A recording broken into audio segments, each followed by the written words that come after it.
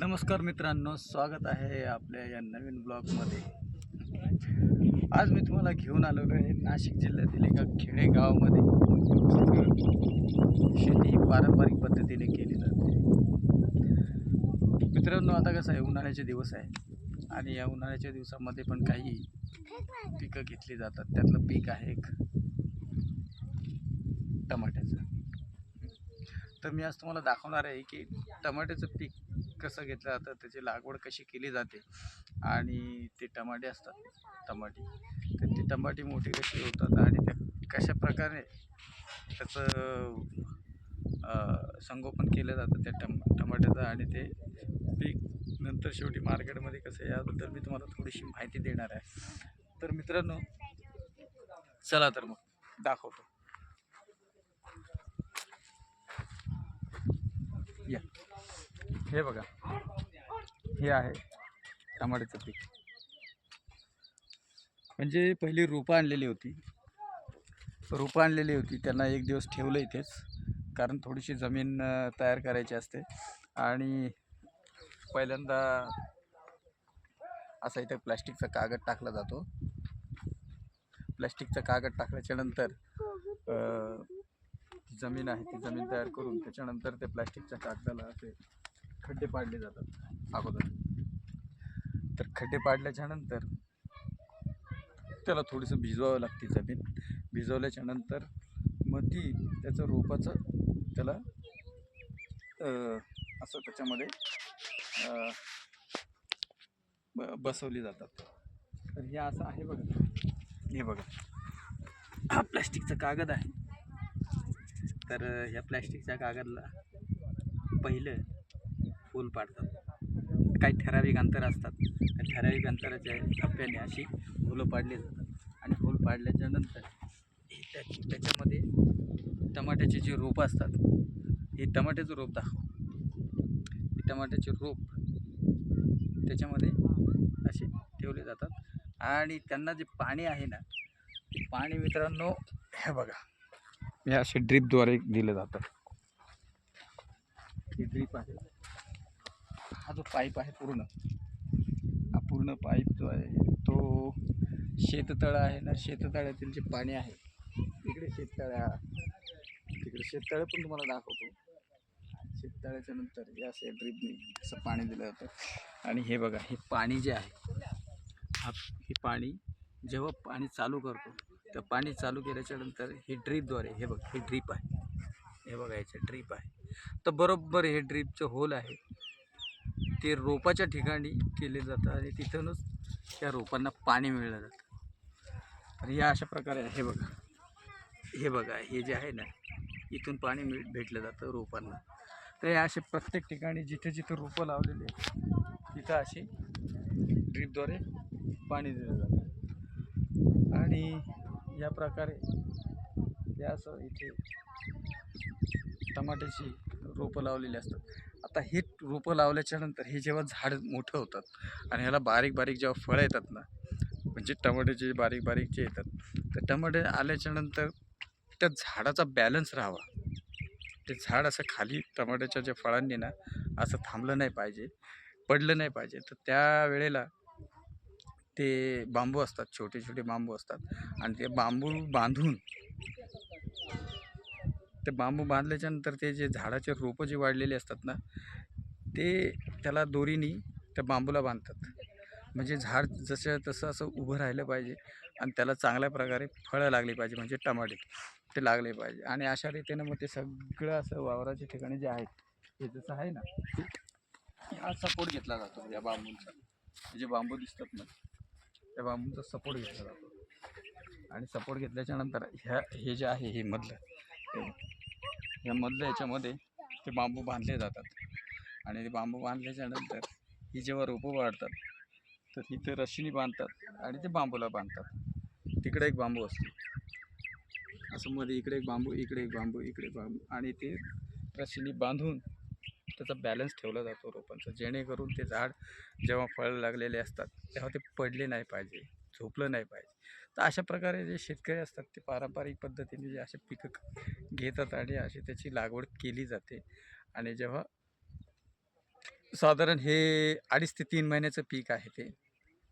2.5 ते 3 महिन्यामध्ये साधारण टमाटे व्यवस्थित येतात, जेणेकरून ते मार्केटमध्ये बाजारात आपण जाऊन विकू शकतो. आणि व्यापाऱ्याला किंवा कृषी उत्पन्न बाजार समितीमध्ये जे व्यापारी येतात ते विकत घेतात आणि मग त्याच्यानंतर त्या टमाट्याची बाहेर अशी इतर राज्यामध्ये किंवा आंतरराज्यामध्ये त्याची विक्री केली जाते. तर अशा प्रकारे आहे मित्रांनो. बघा कसं आहे, असं सगळं दाखव. तिकडे पण आहे त्या साईडला, ते बघा तिकडे बघा, तिकडे पण असे लावलेलं असतं.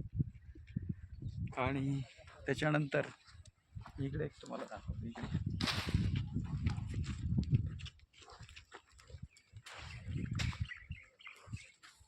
ही जी टाकी दिसते ना मित्रांनो, ही टाकी समोर, ती टाकी आहे पाण्याची.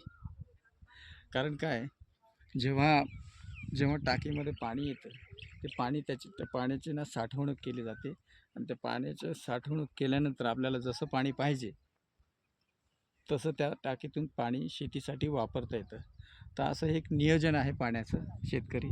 आणि खरोखर शेतकरी त्याला काळजी असते का आपल्या शेतीला, आपल्या ज्या पिकाला पुरेपूर पाणी मिळालं पाहिजे.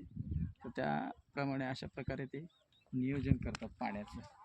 तर ठीक आहे, बाकीचं तुम्हाला ते बांबू दाखवतो. चला तर या.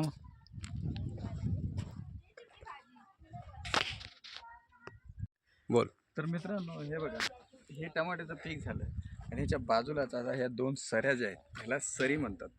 हे जे आहे ना, हे 2 पिकांच्या मधली जी जागा आहे त्याला सरी म्हणतात. हे आणि हे सरी आहे. आणि या सरीमध्ये पण हे बघा इथे ड्रीप लावलेलं आहे. आणि हे जे झाड आहे ना, ह्याला आंतरपीक म्हटलं जातं.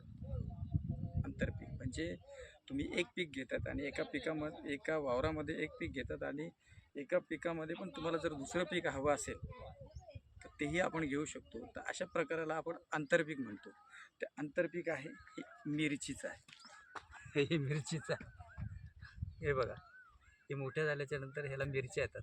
मोठे झाल्याच्यानंतर मला वाटतं ह्याला थोडेसे आळे लागले वाटतं. तर हे थोडंसं खाल्लं आहे वाटतं आळ्याने. हे बघा असं आहे. हे दाखव बरं. हे बघा, हे बघा, ह्याला आळे लागले वाटतं. उन्हाचे दिवस आहेत, झडलेत बघा थोडेसे आळे लागलेले. हे बघा, हे असं आहे. तर असं पण होतं. हे मिरचीचं पीक आहे.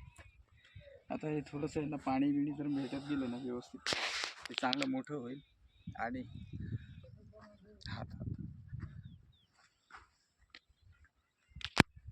तर हे मिरच्या, त्याच्यामध्ये आपल्याला त्याच्यात दुहेरी फायदा होतो शेतकऱ्यांना, जेणेकरून आपल्याला दुसरे आपण पीक घेऊ शकतो असं काही नाही. पण यांनी मिरच्या लावलेल्या आहेत, तर टमाट्याबरोबर मिरच्या पण मिळतील.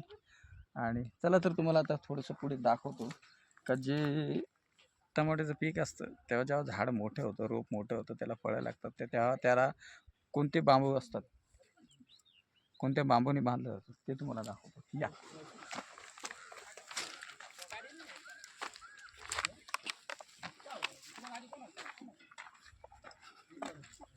हे बघा.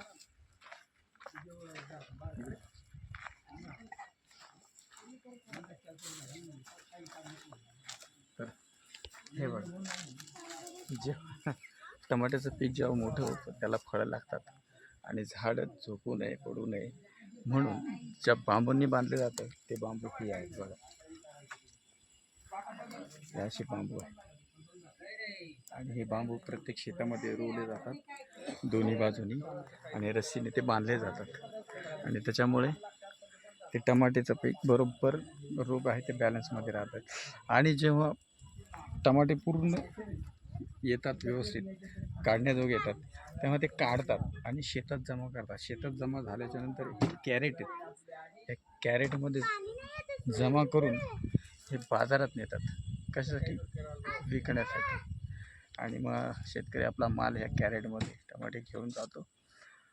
आणि त्याच्यात दुसरेही आपण फळं नेऊ शकतो. दुसरे काही जे पीक असतात जे निघालेले आहेत ते आपण याच्यातून घेऊन जाऊ शकतो. पण शक्यतो टमाट्यासाठी हे टमाटे कॅरेटच आहे, टमाट्यासाठीच वापरले जातात. तर असं आहे मित्रांनो, मी तुम्हाला दाखवलेलं आहे. तर आपले जे शेतकरी वगैरे जे आहेत तर अशा प्रकारे मेहनत करतात आणि शेतकरी आहे म्हणून आपण आहे.